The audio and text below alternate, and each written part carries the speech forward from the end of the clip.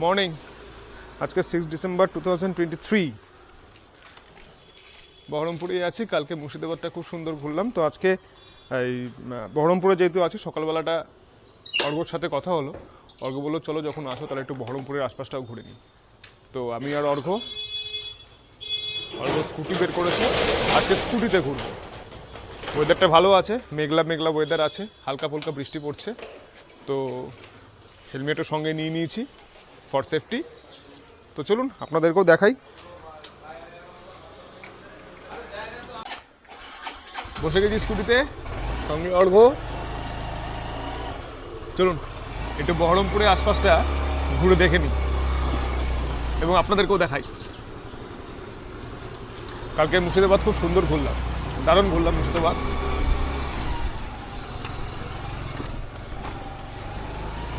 ওয়েদারটা আজকে বেশ খাঁচা, কোনো রকম কোনো রোদ নেই, মেঘলা ওয়েদার, মাঝে মাঝে ঝিরিঝিরি বৃষ্টি পড়ছে।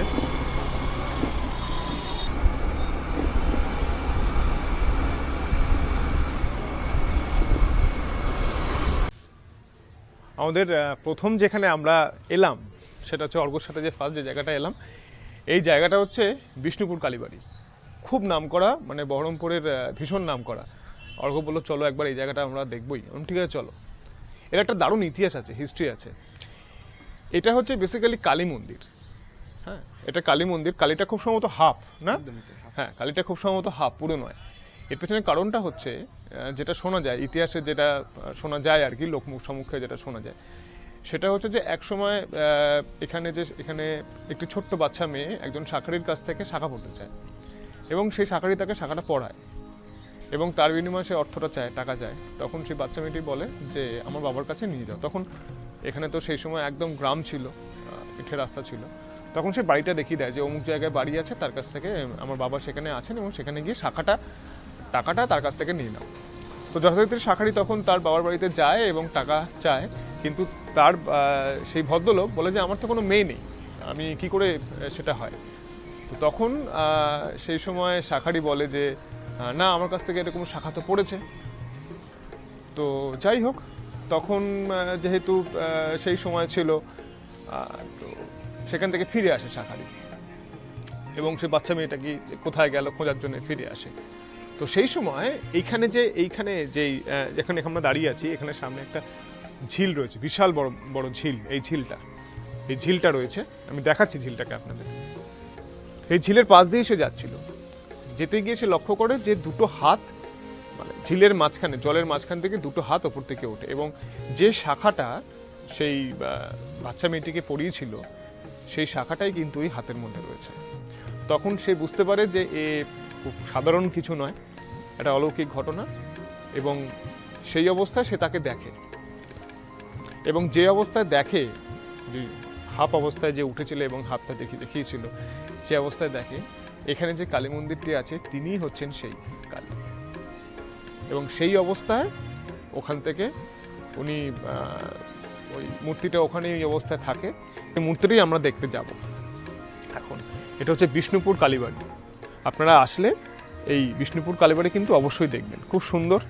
সামনে একটা বিশাল বড় ঝিল, যেটা বলছিলাম, আমি দেখিয়ে দিই আপনাদের।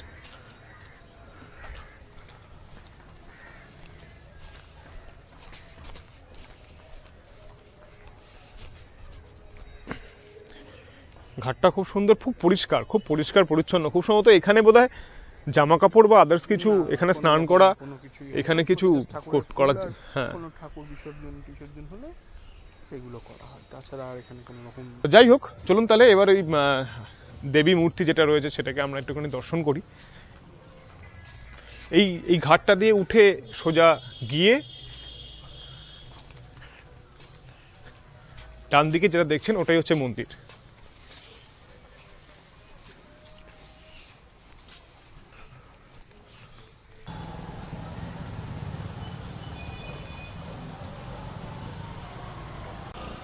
আমরা এই জায়গাটাতেই এলাম, এসে এবার এখানটা ঢুকবো।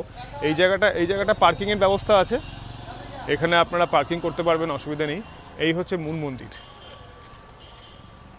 খুব সুন্দর দেখতে, খুব সুন্দর মন্দিরটা, তাই না?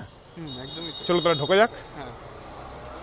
যদি কেউ পুজো দিতে চান তাহলে কিন্তু এই মন্দিরে ঢোকার দু সাইডেই ওই ফুল ডালার ব্যবস্থা করা আছে, আপনারা এখান থেকে ডালা নিয়ে আপনারা কিন্তু পুজো দিতে পারবেন। জুতোটা খুললাম।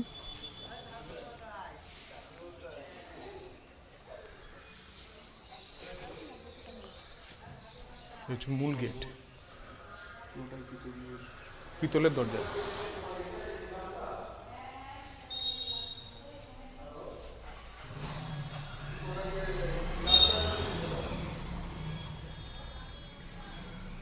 এটা হচ্ছে মূল মন্দির।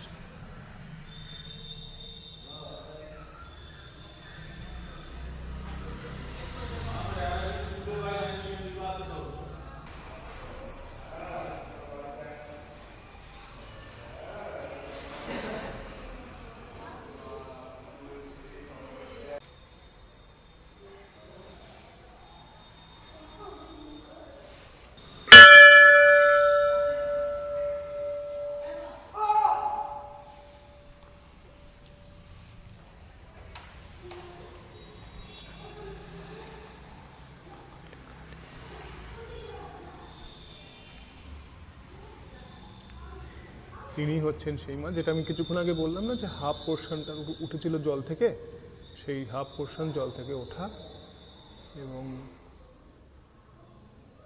দেখতে সত্যি খুব সুন্দর।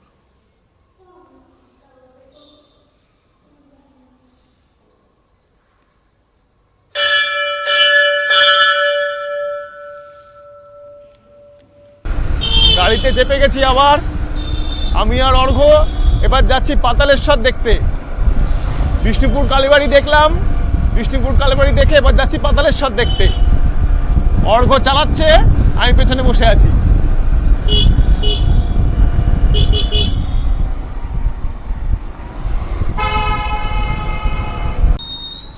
এই যে জায়গাটা আজকে ঘুরছি, এই জায়গাটা হচ্ছে কাশিম বাজার।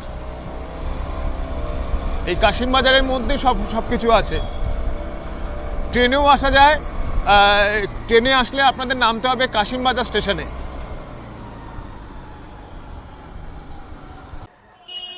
এই বিষ্ণুপুর কালীবাড়ি থেকে যখন আমরা যাচ্ছি পাতালেশ্বরে যাওয়ার পথে দেখি একটা জায়গা রয়েছে যেখানে একটু দাঁড়ালাম।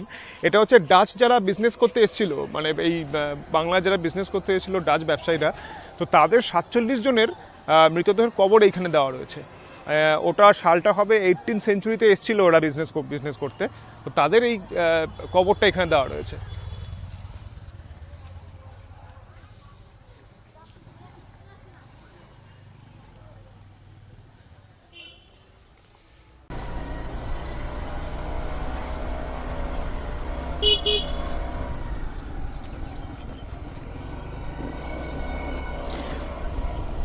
এটাই কাশিমবাজার স্টেশন।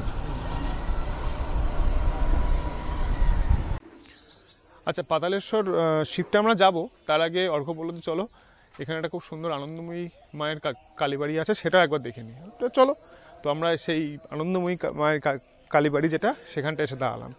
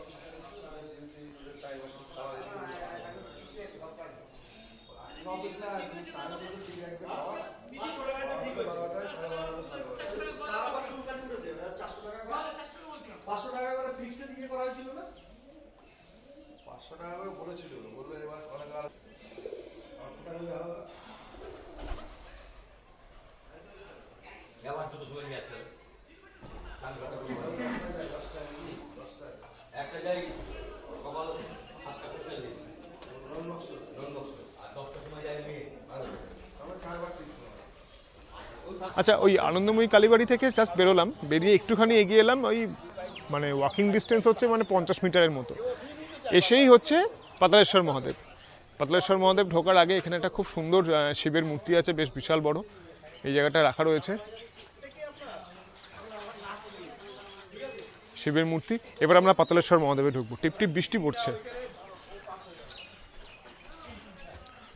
আজকে অর্ক কিন্তু আমাকে বেশ সুন্দর সুন্দর জায়গা দেখাচ্ছে, তার জন্য আপনাদেরকেও দেখাতে পাচ্ছি। মেন গেটটায় ঢুকলাম।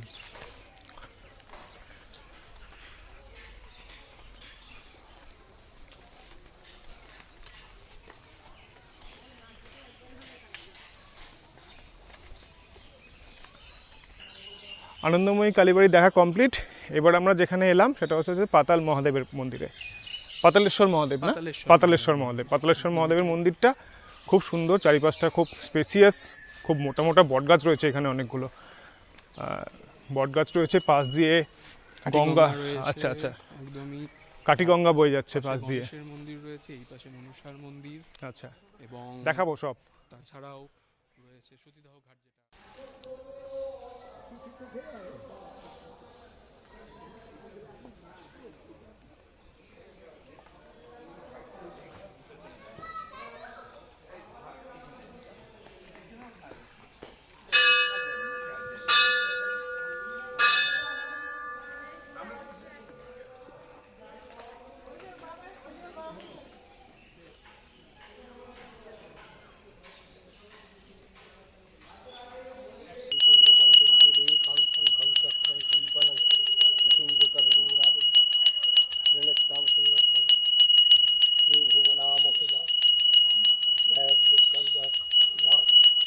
যেটা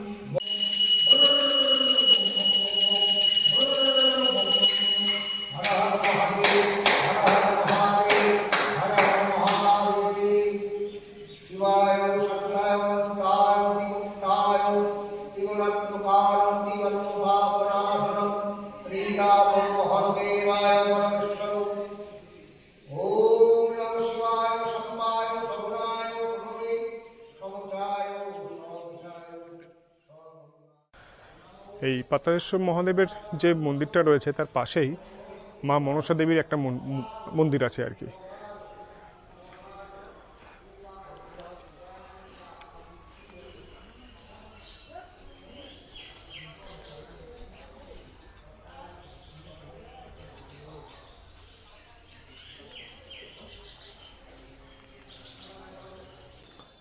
এই মন্দিরটা কিন্তু, এই জায়গাটা খুব সুন্দর লাগলো, পাতালেশ্বর মহাদেবের জায়গাটা খুব সুন্দর লাগলো, মন্দিরটাও খুব সুন্দর। এবং সবচেয়ে ভালো বিষয় হচ্ছে যে আমরা যখন এখানে এসেছি তখন মানে পুরোহিত মশাই যিনি রয়েছেন উনি মহাদেবের পুজো করছেন, সেই পুজোটাও দেখলাম, বেশ ভালো লাগলো।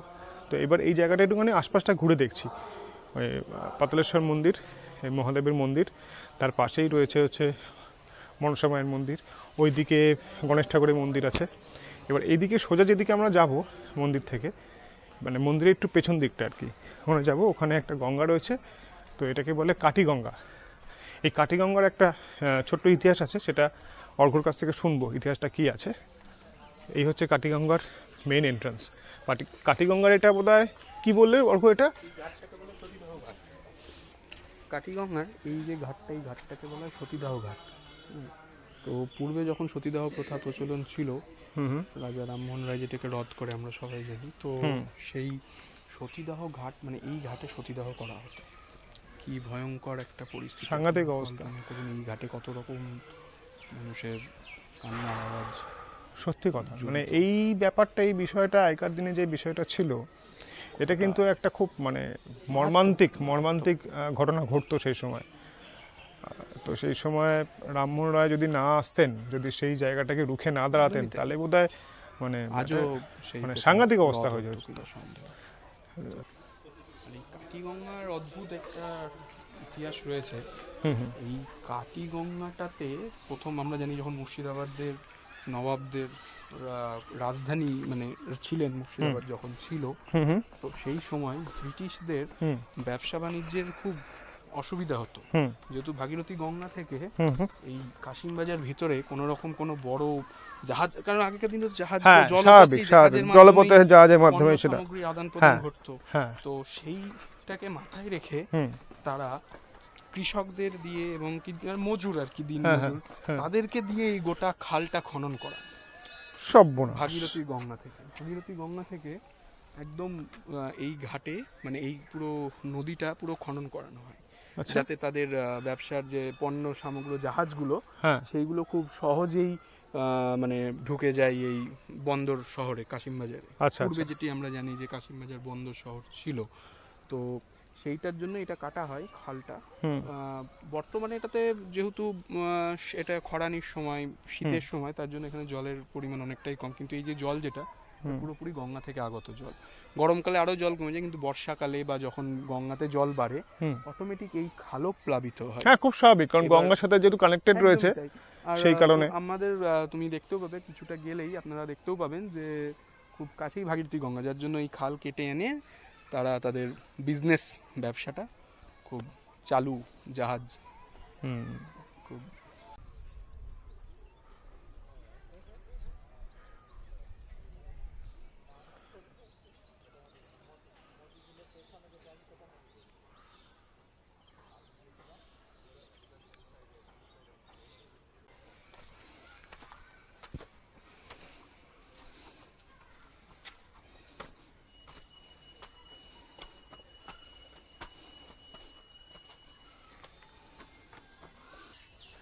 পাতালেশ্বর মহাদেব দেখলাম, মহাদেব দেখে এখানে যেটা এলাম সেটা হচ্ছে কৃপাময়ী মায়ের মন্দির আর কি, এটা মেন এন্ট্রান্স।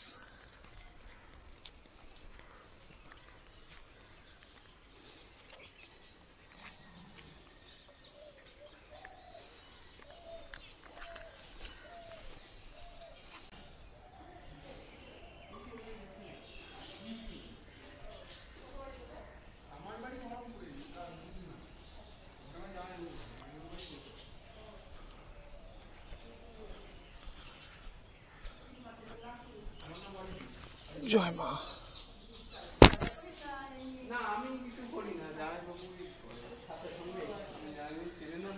বাহ, আলপনাটা খুব সুন্দর।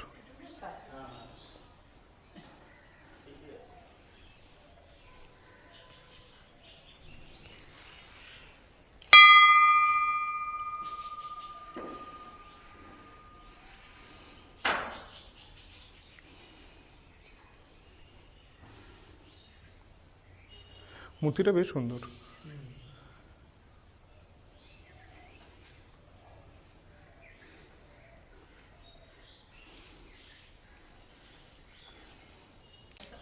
আজকে অর্ঘ্য দারুণ দারুণ জায়গা যে নিয়ে আসছে না, হেভি জায়গা।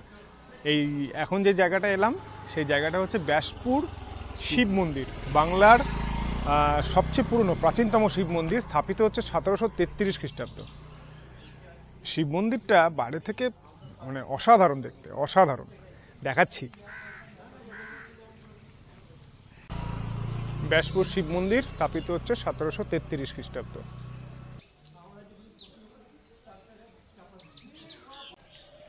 এটা মেন এন্ট্রান্স, এখান দিয়ে আমরা এলাম, এসে এখান দিয়ে উঠতে হবে। মঙ্গল করো। এটা নাট মন্দির, এটা নাট মন্দিরটা।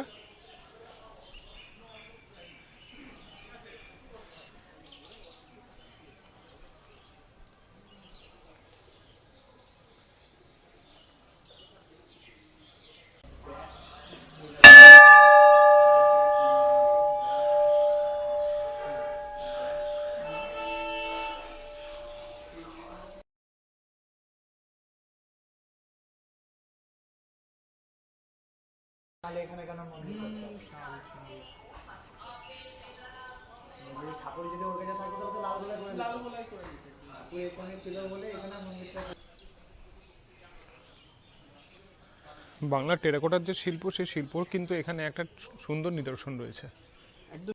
দেখো বুন্দা, তুমি যদি ভালো করে ফলো করো এই প্লেটগুলো, নারায়ণের যে 10 অবতার, তার এই দেখো মৎস্য অবতার, কূর্ম, বরাহ, নৃসিংহ, বামন, রাম, পরশুরাম, রাম, বলরাম, জগন্নাথ, কল্কি, মানে একদম যে 10 অবতার সিরিজ, এইটা পুরো কিন্তু বাংলার বাঁকুড়ার বিষ্ণুপুরের টেরাকোটা তো এটা লক্ষ্য করা যায়। ঠিক। দীর্ঘকালের কাজের প্রভাবে অনেক ঘষে গেছে, কিন্তু তার যে মুখের যে অবয়ব বা তার যে একটা ছাপ, সেটা কিন্তু স্পষ্ট বোঝা যাচ্ছে।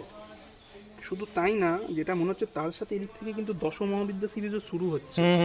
কালী, তার মানে সে ওইটা ওই পারের প্যানেলে থাকবে হয়তো, হ্যাঁ ওই পারের প্যানেলেই আছে।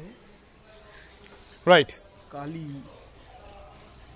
তারা, ভুবনেশ্বরী, ছিন্নমস্তা, ষোড়শী, দুর্গারি, এটা দুর্গা, মহিষাসুর মর্দিনী, কমলা কামিনী, ওটা ঠিক ওটা বুঝে উঠতে পারছি না, ওটাও ঠিক কোনো একটা দশ মহাবিদ্যারই সিরিজ হবে।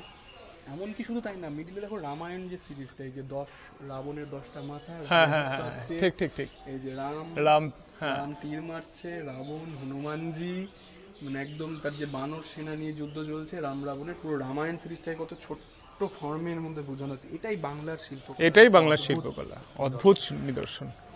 শুধু তাই না, তার সাথে যে ফলিয়েজ, তার সাথে যে ফলিয়েজের যে প্যাটার্ন, যেগুলোকে এখন আমরা অনেকে, এগুলো পুরো ফলিয়েজের প্যাটার্ন ভাবা যায় টেরাকোটার প্যানেল দিয়ে মন্দির সাজানো। এগুলো রাজরাজা বা সেই মুহূর্তের শিল্পী, এখনো অনেক শিল্পী আছেন যারা কাজ করেন, কিন্তু একদমই তাই, মানে বাঁকুড়াকে কেন বলবেন না মন্দিরের ঠিক ঠিক, ঘাঁটি, তাই না? কি অসাধারণ মন্দিরটা, সত্যি খুব ভালো লাগলো এই মন্দিরটা এসে, দারুণ লাগলো। কিন্তু উনি এই মন্দিরের একজন সেবায়িত হিসেবেই রয়েছেন, এই মন্দিরের একজন মেন মেম্বার, বাবার সেবা করেন। বাবার সেবা সারা পৃথিবী জুড়ে রয়েছে। এবং সবচেয়ে আমার একটা জিনিস খুব ভালো লাগলো, বাড়ির দিকে যে স্ট্রাকচারটা রয়েছে, শিব পার্বতী স্ট্রাকচারটা, ওটা দারুণ। ওটা তো শিবরাত্রি আর শ্রাবণ মাসে যদি ছবি দেখেন এত বছরের, তো আপনি খুশ হয়ে যাবেন। আচ্ছা, আমরা সবাই মিলে ওটাকে ফুল দিয়ে ভালো করে সাজাই, বাড়ির দিকে যেটা রয়েছে, এবং ফুল দিয়ে শিবরাত্রির মতন শ্রাবণ মাসের মতন সাজাই। ওটা মনে হয় জয়দেবদার বানানো। হ্যাঁ, জয়দেব কালী। মানে এখানে তার মানে ভিড়ও ভালো হয় মনে হয়। কাশিমবাজার স্টেশন এখান থেকে কতটা দূরত্ব, রেলগেট ছাড়িয়ে চলে যায় মানুষজন লাইনে দাঁড়িয়ে থেকে। আমাদেরকে এখান থেকে যেতে হয় ওই পরিষেবা ওখানে মেনটেন করতে, যে ট্রেন আসছে আসছে ওইসব ঠিকঠাক করার জন্য। এখান থেকে কাশিমবাজার রেল স্টেশন হবে 9 করে হলেও, যতটুকু আমার মনে হচ্ছে তো কি কত প্রায় 500-600 মিটার তো হবে। 1 কিলোমিটারই ধরলাম আমি, 1 কিলোমিটারের মতো এখান থেকে ডিস্টেন্স ঘুরে ঘুরে যদি যাওয়া যায়, সেই 1 কিলোমিটার ডিস্টেন্সে পুরো লাইন পড়ে যায় শ্রাবণ মাসে বাবার মাথায় জল ঢালার জন্য। খুব স্বাভাবিক, খুব স্বাভাবিক। শিবরাত্রি আছে, নীল পুজোর দিন আছে, এখানে আসবেন, কিন্তু এই জায়গাটা ঘুরে যাবেন, দারুণ লাগবে। যদি মন্দির খোলা থাকে, বাবার মাথায় যদি জল ঢালতে চান, সেই ব্যবস্থাও হয়তো হয়ে যাবে যদি মন্দির খোলা থাকে। আজকে আমরা বেলার দিকে এসেছি, মন্দিরটা এখন আপাতত বন্ধ, কিন্তু আপনারা যখন আসবেন তখন এই মন্দিরটা কিন্তু অবশ্যই ভিজিট বাবাকে করবেন। দুপুর টাইমে এই সময় স্নান করিয়ে খাওয়াতে, বাবাকে খাবার টাবার দিয়ে বাবাকে একটু করা হয়েছে। ঠাকুর মশাই ঠিক 4টের দিকে আসবে। আচ্ছা, সন্ধ্যা আরতি ঠিক 6টা সন্ধ্যে লাগলে শুরু হয়ে যাবে। আচ্ছা, তো তাড়াতাড়ি সন্ধে লেগে যাচ্ছে, সন্ধে লেগে যাচ্ছে। আপনারা সবাই আসবেন, বাবাকে দর্শন করবেন, আমাদের মন্দির সহযোগিতা একদম একদম একদম নিশ্চয়ই। এখানে এইটা এত সুন্দর মন্দির মিস করবেন না, কিন্তু এখানে আসলে কিন্তু এই মন্দিরটা দেখবেন। এত সুন্দর মন্দির, এত বছর পুরনো মন্দির, আর এত সুন্দর মানে কালার কম্বিনেশন, অপূর্ব লাগবে। ভাল লাগলো জায়গাটা এসে, খুব ভালো লাগলো। কাশিমবাজারের মধ্যে যে জায়গাগুলো আজকে সকাল থেকে ঘুরে বেড়াচ্ছি, তার মধ্যে কিন্তু এটা কিন্তু বেশ ভালো লাগলো। অন্যান্যগুলো খুব সুন্দর লেগেছে, কিন্তু এটা বাবার মন্দির তো মানে খুব সুন্দর লাগলো। দারুণ লাগছে কিন্তু আজকে ঘুরতে। আমি স্করগোর স্কুটিতে আজকে সারা দিন, দারুণ লাগছে। বৃষ্টি শুরু হয়ে গেছে, কিন্তু তা সত্ত্বেও কিছু করার নেই। বৃষ্টির ছাতাটাকে মাথায় নিয়েছি, ছাতাটাকে মাথায় নিয়ে একটা জায়গায় এসেছি। এই জায়গাটা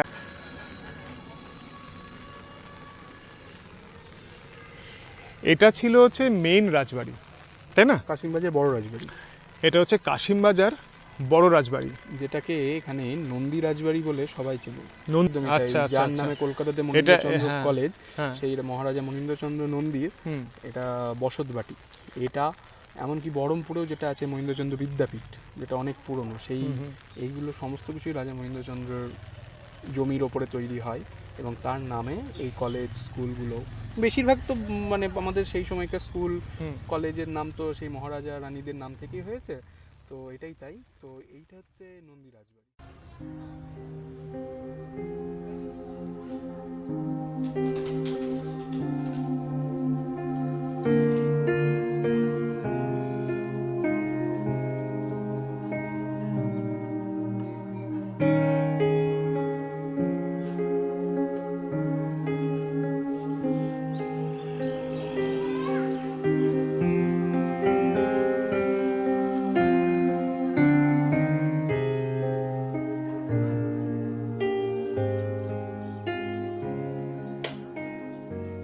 কিন্তু এই জায়গাটা দেখে আমি বড় হতাশ হলাম, জানেন তো, বড় হতাশ হলাম। এই সমস্ত জিনিসগুলো যদি একটুখানি মেনটেনেন্স করে, ভেতরে ঢুকতে না দিক। কিন্তু সিসিটিভি ক্যামেরা কিন্তু লাগানো আছে, সিসিটিভি ক্যামেরা ওদিকে একটা এদিকে একটা লাগানো আছে। এখানে একজন ভদ্রলোক এসেছিল, আমি জিজ্ঞেস করলাম ভেতর দিকে ঢুকে দেখা যাবে একটু, বললো না দাদা ভেতরে কাজ চলছে। কি কাজ চলছে আমি জানি না, সেও আমাকে ডিসকাস করলো না যে ভেতরে কি কাজ চলছে। তো বললো না দাদা ভেতরে ঢোকা যাবে না। বললাম ঠিক আছে, ফাইন।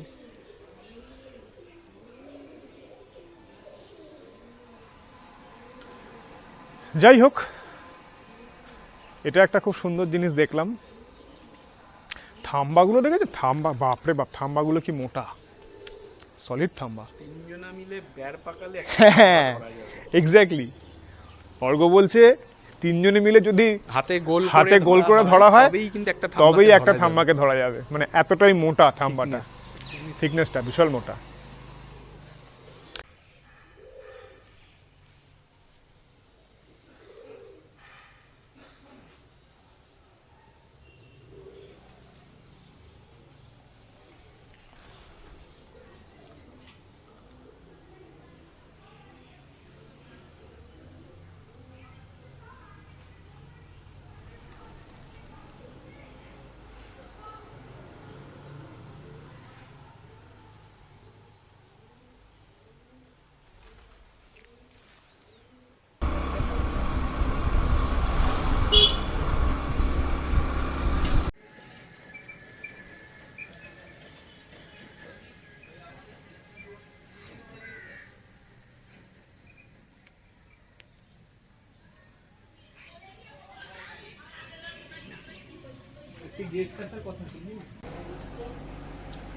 রাজবাড়িটা দেখলাম, কাশিমবাজার রাজবাড়ি, দারুণ সুন্দর। মানে এত সুন্দর সাজানো ভেতরটা, মানে পুরোনো দিনের রাজারা যে সমস্ত জিনিসপত্র ইউজ করতো এখনো কিন্তু সুন্দরভাবে সাজানো আছে। এখানে ভেতরে ছবি তোলা নিষেধ, ছবি বা ভিডিও তোলা নিষেধ, সেজন্য আমি ছবিগুলো দেখাতে পারলাম না। আপনারা যখন আসবেন তখন ঢুকে দেখবেন, ভাল লাগবে। আচ্ছা, এটা টিকিট হচ্ছে 50 টাকা পার হেড। পার্কিংয়ের ব্যবস্থা করা রয়েছে, সামনে রাস্তাটাও বেশ চওড়া। আমরা বৃষ্টির জন্য একটু ফেঁসে গেছি, আজকে ওয়েদারটা খুব ভালো, কিন্তু বৃষ্টিটা মাঝে মধ্যে খুব প্রবলেম দিচ্ছে। তো এখন একটা ওই যে রাজবাড়িটা রয়েছে তার পাশেই একটা কেক শপ রয়েছে, তো ওখানে বসে আমি আর অর্ঘ একটু কেক খেলাম। আমি অর্ঘ একটু কেক খেলাম।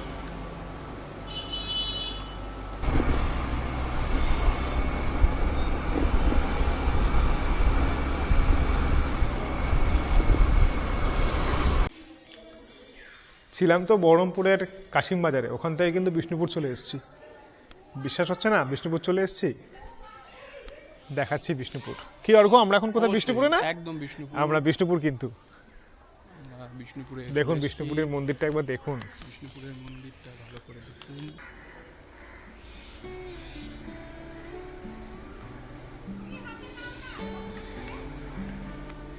কি বললাম, বিষ্ণুপুর তো? এটা বিষ্ণুপুর নয়, এটা যেখানে এসছি আমরা কাশিমবাজারের মধ্যেই আছি। এটা হচ্ছে মা দয়াময়ী কালীর মন্দির। এই মন্দিরের ঢুকেই যেটা আমার প্রথম চোখে লাগলো সেটা হচ্ছে যে বিষ্ণুপুরের কাজ টেরাকোটা শিল্পের যে এই মন্দিরটা অসাধারণ কাজ, মানে এত সুন্দর কাজ। এই বিষ্ণুপুরের যেই পুরো টেরাকোটা যে মন্দিরটা তৈরি করেছেন,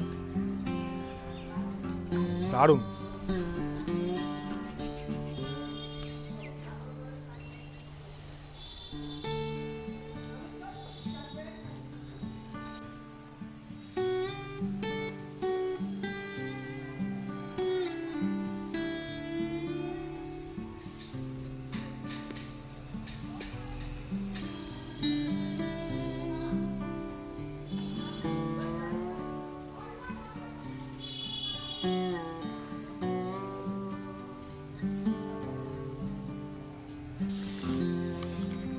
এই জায়গাটা আসলে কিন্তু আপনারা আমাদের যে বিষ্ণুপুর যে জন্য বিখ্যাত টেরাকোটার শিল্প, সেই টেরাকোটার ছোঁয়া কিন্তু আপনারা এই মন্দিরটার গায়ে পাবেন। এই মন্দিরটার গায়ে যেই কাজটা করা হয়েছে, যেগুলো পিলারগুলোতে যে কাজটা করা হয়েছে, এই পিলারগুলোতে কিন্তু এই বিষ্ণুপুরের যে টেরাকোটার শিল্পটা কিন্তু সুন্দরভাবে তুলে ধরা হয়েছে।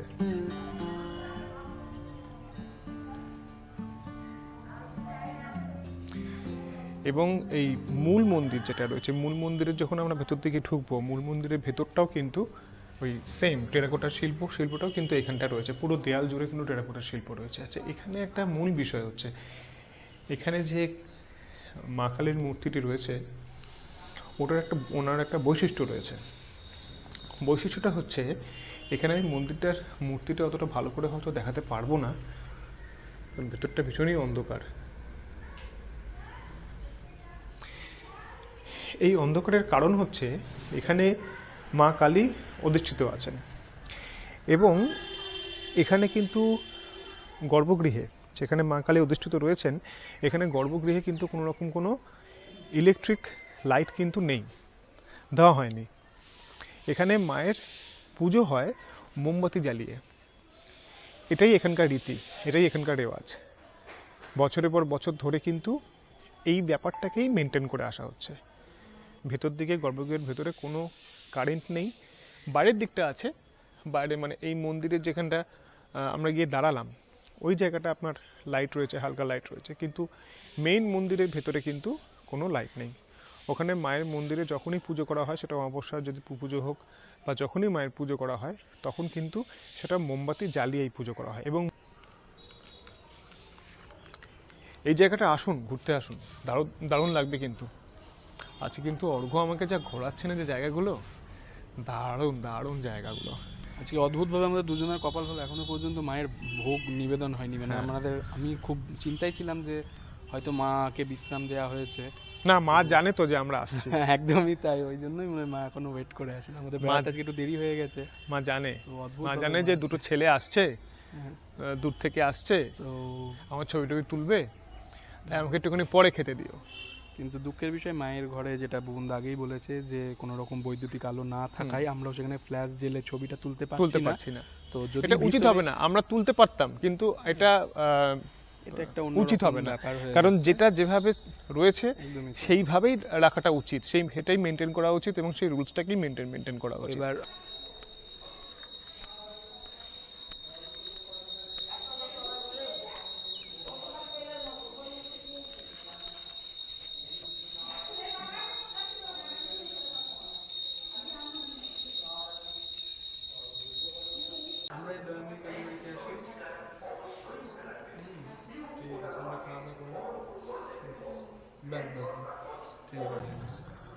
এটা হচ্ছে অর্ধনারীশ্বর।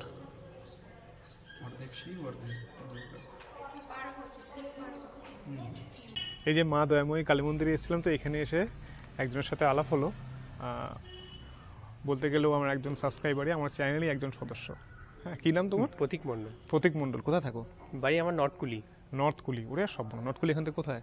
এখান থেকে ইসলামপুর থানা, প্রায় এখান থেকে 1-1.5 ঘন্টা লাগে। বাপরে বাপ, যাক, ভালো লাগলো, পরিচয় হলো, ছবি তুললাম। ভালো থেকো। আজকে সারাদিন ধরে কিন্তু খুব সুন্দর ঘুরলাম, অর্ঘ্য আর আমি। বহরমপুর থেকে স্কুটি নিয়ে বেরোলাম সকালবেলা। ওয়েদারটা দুর্ধর্ষ ওয়েদার। আজকে যে জায়গাগুলো ঘুরলাম, আপনারাও এসে ঘুরে যাবেন, ভীষণ ভালো লাগবে। মানে কাশিমবাজারের এই যে টোটাল যে জায়গাটা, এখানে এতগুলো জিনিসপত্র রয়েছে, এখানে ঘুরলে কিন্তু সত্যি খুব ভালো লাগবে।